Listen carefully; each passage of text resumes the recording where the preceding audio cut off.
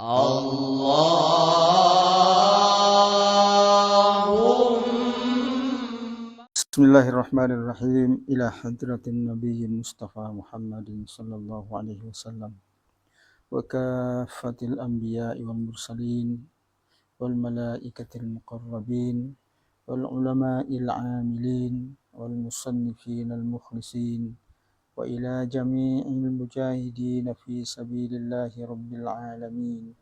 Thumma ila abaina wa ummahatina wa usulihim wa furu'ihim.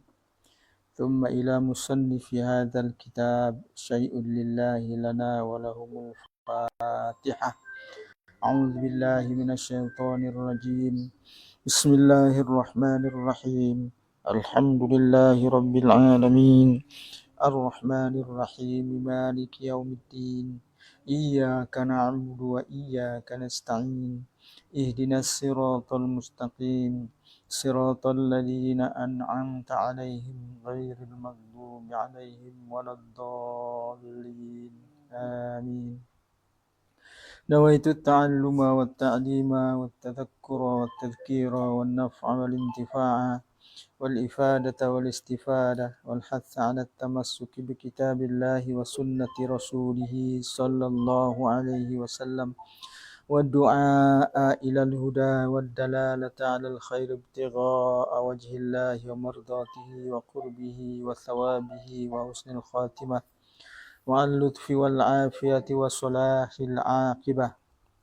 قال المصنف ونفعنا به وبعلومه في الدارين آمين. إلى أن قال وإن مات مسلم في البحر wa ma'ahu rifqah, jika seorang muslim meninggal di tengah laut dalam perjalanan dalam pelayaran, wa ma'ahu rifqatun, dan bersamanya ada sekelompok kawannya, fa in kanu biqurbis sahil, jika mereka berada di dekat dengan pantai, wa amkanahum al-khuruju bihi ila sahil,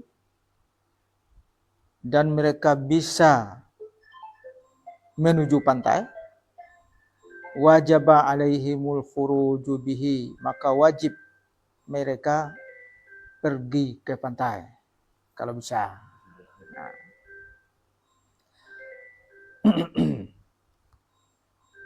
Wa ghusluhu wa takfinuhu wassalatu alaihi, jadi wajib alaihimul khuruju bihi, maka wajib bagi mereka ke pantai,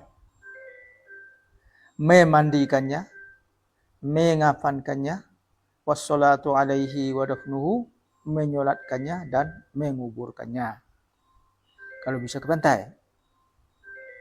Wa illam yumkinhum li bu'dihim anis sahil, jika tidak mungkin ke pantai,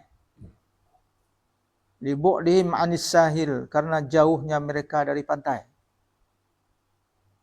au li khaufi aduwin, atau karena takut adanya musuh di pantai, au sabu'in, atau ada binatang buas di pantai, au ghairu dzalik, atau yang selain dari itu, lam yajibid dafnu fis sahil, maka tidak wajib memakamkannya di pantai. Nah, yo. Walakin yajibu ghusluhu, tapi wajib memandikannya, wa takfinuhu, wajib mengafankannya, wassalatu alaihi, dan menyolatkannya, thumma yuj'alu baina lauhain, kemudian meletakkannya di antara dua lembar papan. Nah, wa yulqa fil bahar, kemudian melemparkannya ke laut. Pakai papan dulu ya? Papan. Liyulqiyahu ila sahil, agar bisa menyampaikannya ke pantai. Kan papan nampak. Oh, itu tapau ya.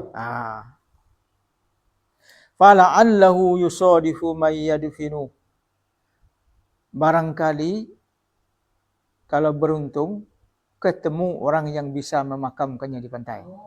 Tu dulu ya. Itu apa? Wa illam yaj'aluhu baina lauhain wasi'ahum dzalika. Jika mereka tidak meletakkannya pada 2 lembar papan, itu pun boleh. Langsung ditenggelamkan. Boleh. Jadi itu dalam kapal kalau mati. Ya. Tak?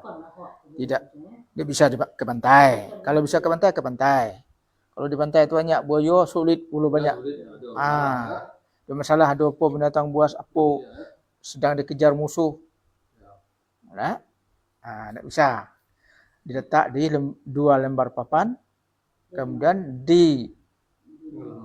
diletakkan di laut, mudah-mudahan ada yang ketemu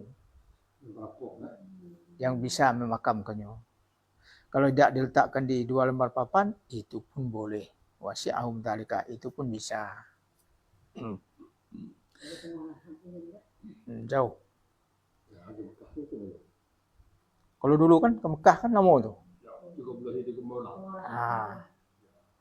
Ada lah kan tua-tua sakit mati.